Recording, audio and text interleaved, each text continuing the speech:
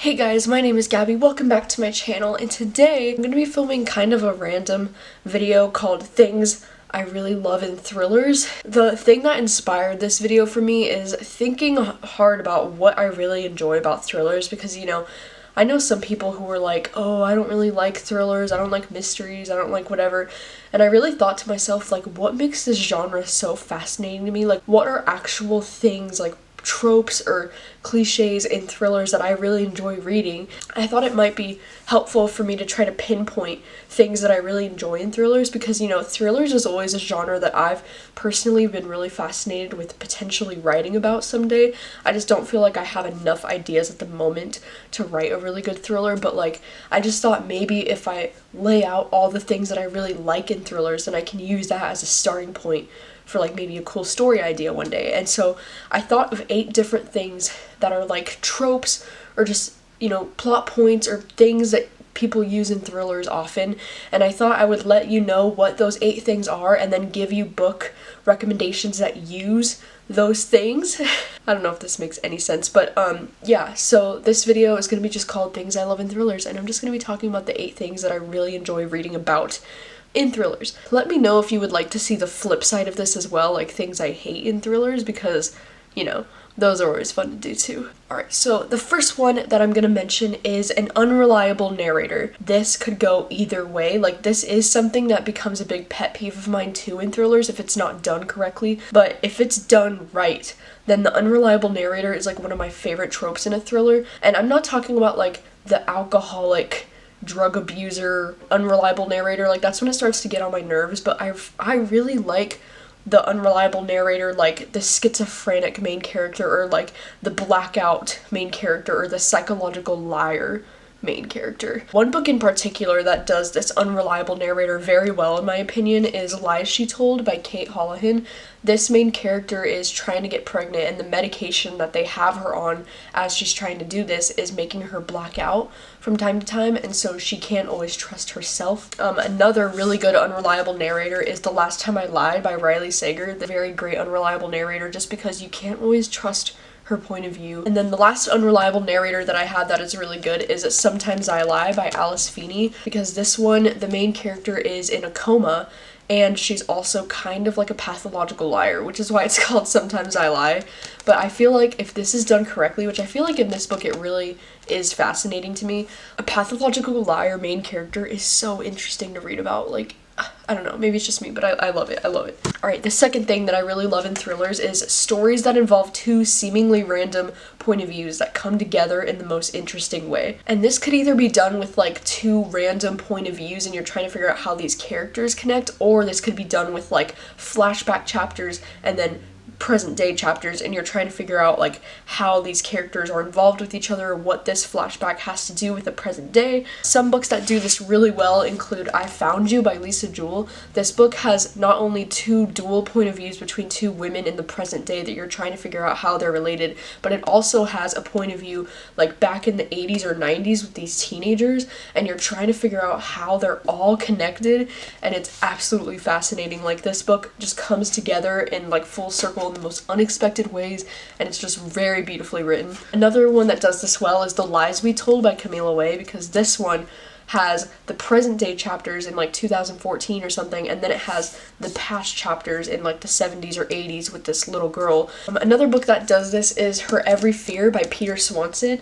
This book has so many different points of view. It jumps back and forth between 2 points of view in every part of this book, but there are multiple parts of this book, and so the point of view of this book is constantly changing, and it's so interesting and so fascinating. This book also does that, where it has a flashback chapter of this character's childhood, and you're trying to figure out what's going on with that. A lot of Peter Swanson books do this, I feel like, because The Kind Worth Killing also does this as well, really well. It has multiple points of views and flashbacks into the childhoods, and just oh, it's just done so well in these. And then the last one I have that does this is Watching You by Lisa Jewell. This one also has many, many character point of views, but it all takes place within one town, like one community of people, and it's really good. Like, it's just so good. Alright, the third thing I have is kind of a cliche thing in thrillers, but it's the use of diary entries. I feel like this could be really effective if it's done right,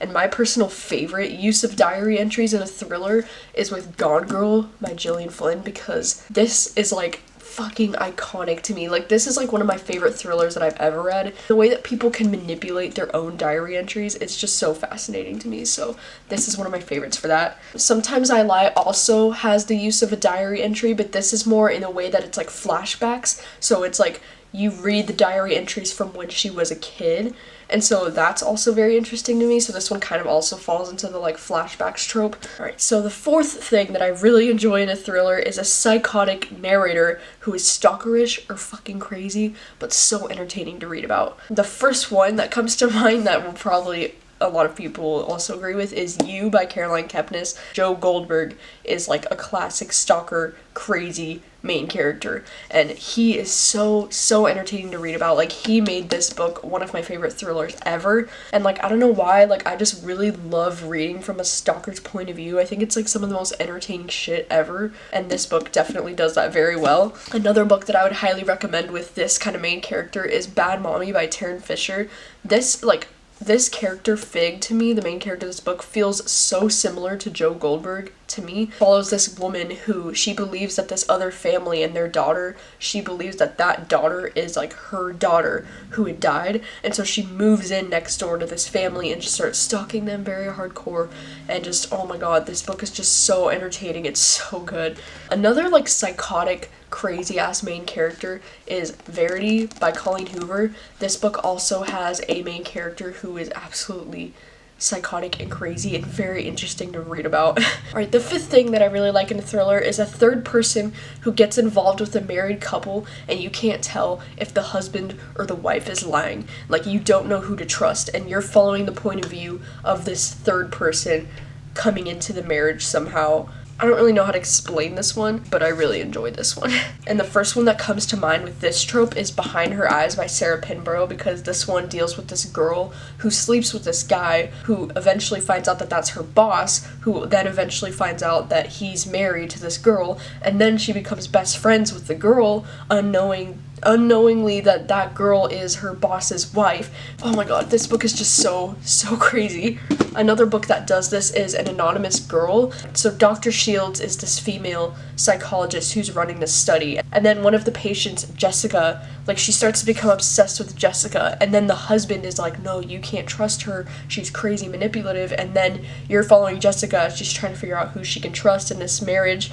Another one that does this too is Bad Mommy by Taryn Fisher, because we're following from Fig's point of view, who's like this crazy psychotic narrator, but then she's getting involved in the lives of her next door neighbors, who are these parents to this daughter, and their story very much becomes tangled up in like just a bunch of web of lies, and you don't really know who you can trust either with like the husband or the wife. You're like, I don't know, like, they're both kind of sketchy. And another thriller that does have this trope, but I didn't really like this thriller as much, is The Wife Between Us by Greer Hendricks and Sarah Buchanan.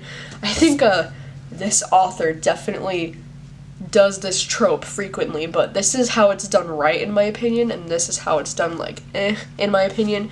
But either way, this trope is present in both of their books. Number 6 on my list is manipulative characters who are smart but so fucked up. And I feel like this is almost like one of my favorite things to read about in thrillers, because it's like, I don't read thrillers to be like in a good mood or like to read about good characters, you know, like I read thrillers to read about some really fucked up people put in some really interesting situations and just like, oh my god, and like letting mysteries unravel. Like, that's what I really like reading the most in thrillers. I feel like thrillers is the only genre where it's accepted to have really fucked up characters. Like, you almost expect it, you know? One of my favorite books that has really fucked up characters is The Kind Worth Killing by Peter Swanson.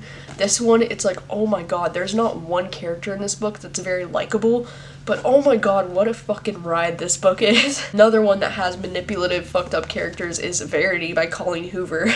Verity herself, as I said, is a very interesting, very fucked up character, and just like so fascinating to read about. Another one is The Lies We Told, and this one, it's because in, like, there's present day chapters and then there's flashback chapters, and the flashback chapters are of this little girl who's this fucking demonic, crazy little girl who will, like, light things on fire, and, like, she just wants to see the world burn, you know? She's just, like, a crazy, crazy child, and just reading about her made this book so entertaining to me. Like, it was so fascinating. Number 7 is claustrophobic home invasion feel thrillers, and this is a very particular kind of book, like books that make me feel like so much anxiety and like claustrophobic, and like it's like a home invasion type story. The first one that comes to mind is A Cabin at the End of the World by Paul Tremblay. This book, oh my god, this book gave me so much anxiety, and this one actually is a home invasion type of story. So this one follows a gay couple who are in their cabin with their adopted daughter Wen. These 4 people show up at their door and they say that the world's coming to an end and that they need their help in order to prevent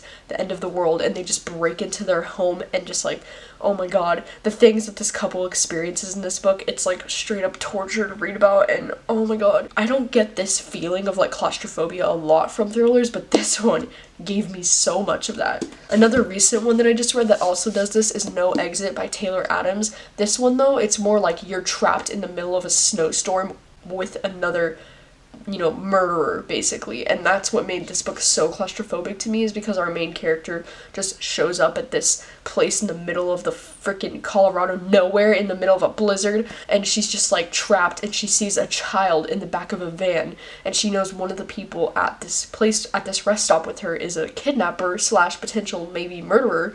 And oh my god, this book is so claustrophobic, it's so action-packed, it's so good. Alright, and the last thing that I have that I really enjoy in thrillers, that's probably the most like obvious and cliche thing on this whole list, but it's still on this list nonetheless, is shocking plot twists and brilliant writing. Shocking plot twists are what make thrillers worth reading.